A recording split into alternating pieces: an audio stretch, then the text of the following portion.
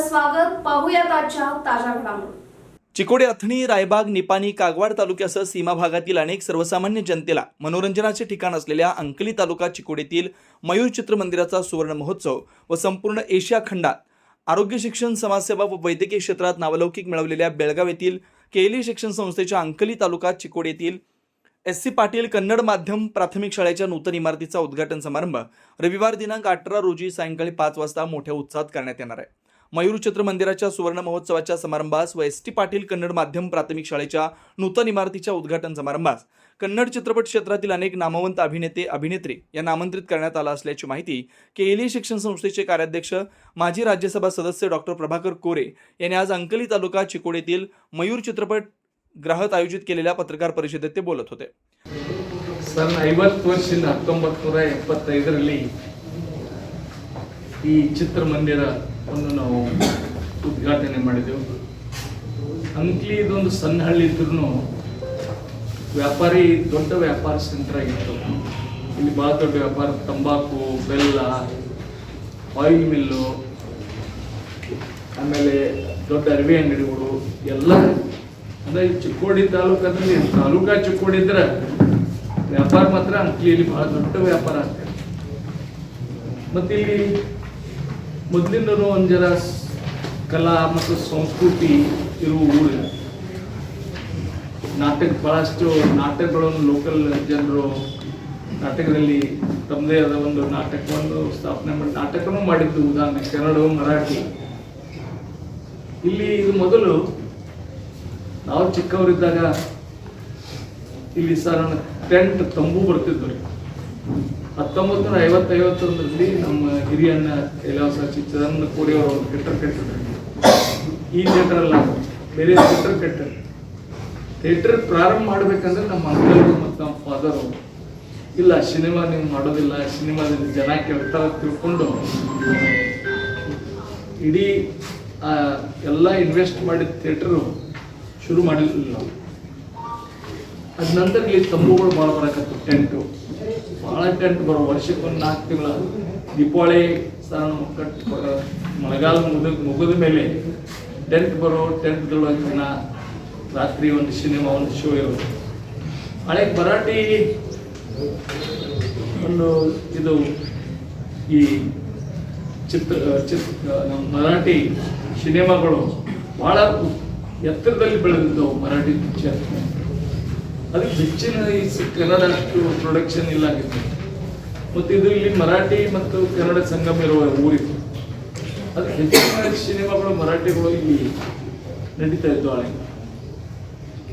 ವರ್ಷ ನಾನು ಸುಮಾರು 4 ತಿಂಗಳಿಂದ ಟೆಂತ್ ಹೊಡೆದ್ರೆ ಭಾಳಷ್ಟು ಸಿನಿಮಾಗಳು 2 ವಾರ 3 ವಾರ ಪಿಕ್ಚರ್ಗಳು ಇಲ್ಲಿ ನಡೆದಿದ್ದು ಉದಾಹರಣೆ ಇದು. ನಾನು ನನ್ನ ಶಿಕ್ಷಣವನ್ನು ಮುಗಿಸ್ಕೊಂಡು 70-71ರಲ್ಲಿ ನಾನು ಊರಲ್ಲಿ ಬಂದ ಮೇಲೆ ನನಗೂ ಸಿನಿಮಾದೊಂದು ಹುಚ್ಚು ಅಂದ್ರೆ ಭಾಳ ಹುಚ್ಚು. ಸಿನಿಮಾ ಚಿತ್ರ ಅದಕ್ಕೆ ಎಂಟರ್ಟೈನ್ಮೆಂಟ್ ಮತ್ತು ಏನೂ ಇಲ್ಲ. ಸಿನಿಮಾ ನೋಡೋದು ಇದು ಒಂದೇ ಎಂಟರ್ಟೈನ್ಮೆಂಟು. ಮತ್ತು ಈ ದೇಶದೊಳಗೆ ಅತಿ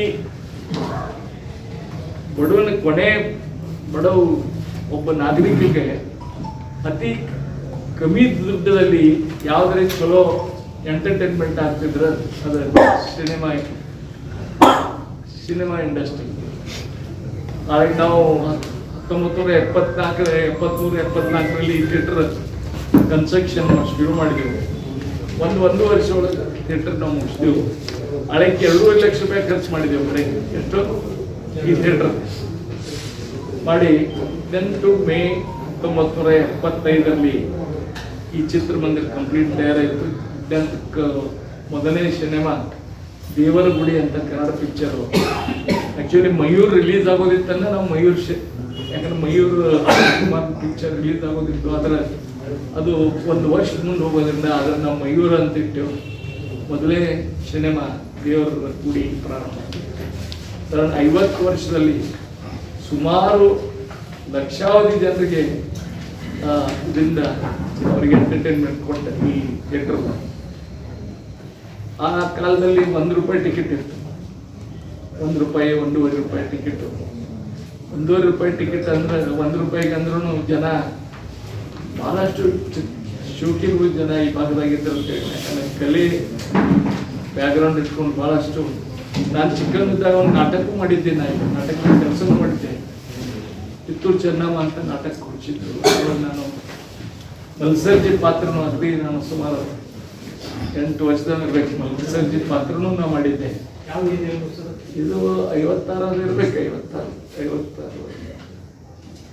ಅಂದ್ರೆ ಈ ನಾಟಕದಲ್ಲಿ ಎಲ್ಲಿ ಬಾಳಪ್ಪ ಅವ್ರ ನಾಟಕ ಕಂಪನಿ ಒಳಗ ಇಲ್ಲಿ ಕಲಾವಿದರು ಬಹಳಷ್ಟು ಕಲಾವಿದರು ಇಲ್ಲಿ ಅವರಿದ್ದಾರೆ ಅಂಕ್ಲಿ ಅವರು.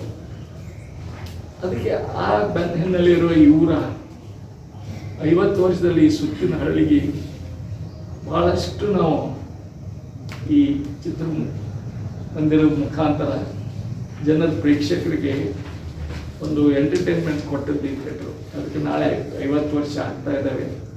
ನನ್ನ ಜೊತೆಗೆ ನನ್ನ ಮ್ಯಾನೇಜರ್ ಸುಮಾರು ಎಂದು ಥಿಯೇಟರ್ ಇದು ಶುರುವಾಗೋಕ್ಕಿಂತ ಮುಂಚೆ 50 ವರ್ಷ ನನ್ನಲ್ಲಿ ಕೆಲಸ ಮಾಡ್ತಾರೆ.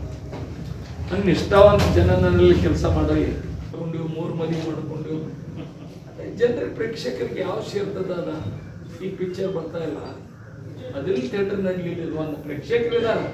ಸಿನಿಮಾ ಏನು ಜಗತ್ತಿನೊಳಗೆ ಇಲ್ಲೇ ಅಷ್ಟಲ್ಲ, ಜಗತ್ತಿನೊಳಗೆ ಥಿಯೇಟರ್ ಒಳಗೆ ನೋಡಿ ಪಿಕ್ಚರ್ ನೋಡೋದು ಇದ್ರದ್ದು ಎಂಟರ್ಟೈನ್ಮೆಂಟ್ ಯಾವ ಇದ್ರೊಳಗೂ ಇಲ್ಲ.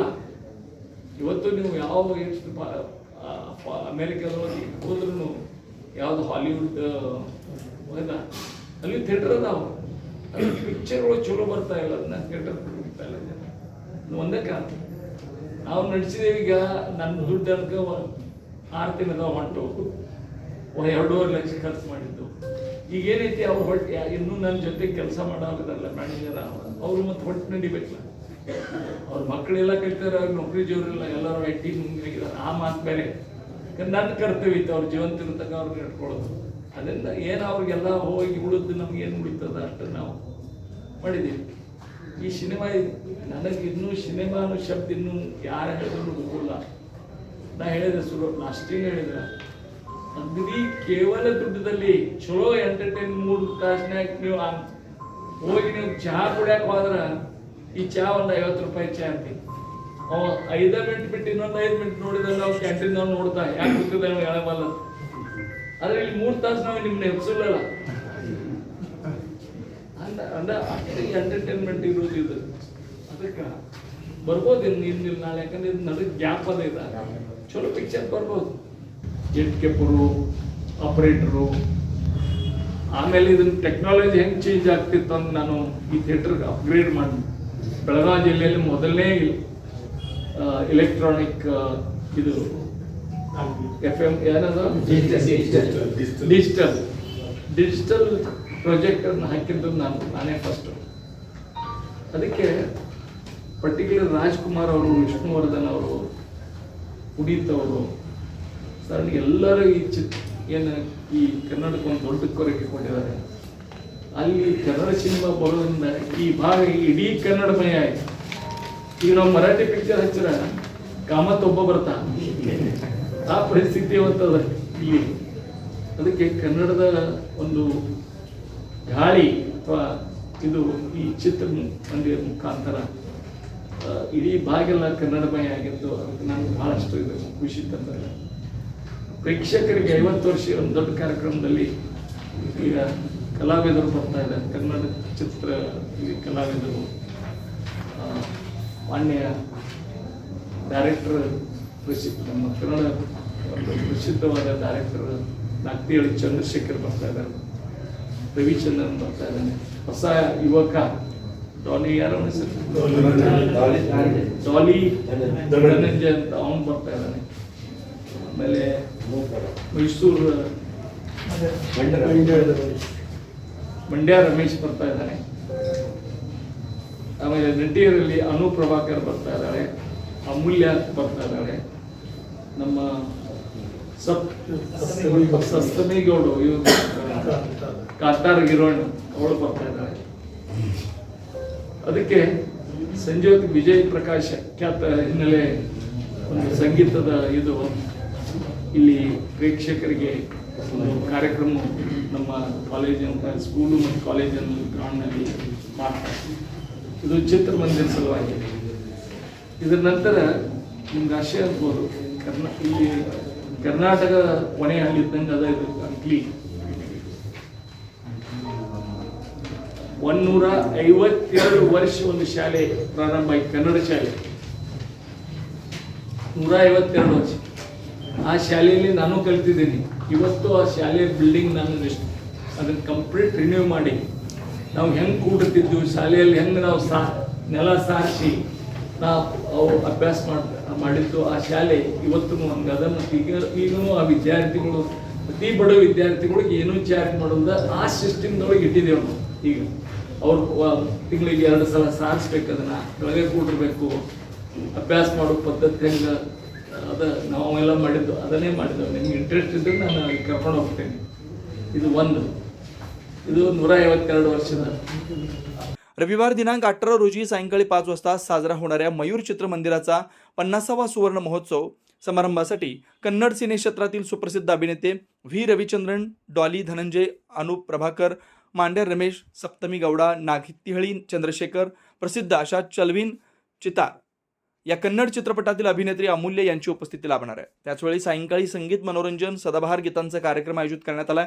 यामध्ये गायक व त्यांच्या सहकार्याकडून अनेक नामवंत गाजलेल्या चित्रपटातील गाणी सादर करण्यात येणार आहेत, असे डॉक्टर प्रभाकर कोरे यांनी सांगितले. याचवेळी या सर्व उपस्थित अभिनेत्री अभिनेत्यांच्या हस्ते केएलए शिक्षण संस्थेच्या एस.सी. पाटील कन्नड माध्यम प्राथमिक शाळेच्या नूतन इमारतीचं उद्घाटनही यावेळी करण्यात येणार असल्याचं डॉक्टर प्रभाकर कोरे यांनी सांगितले.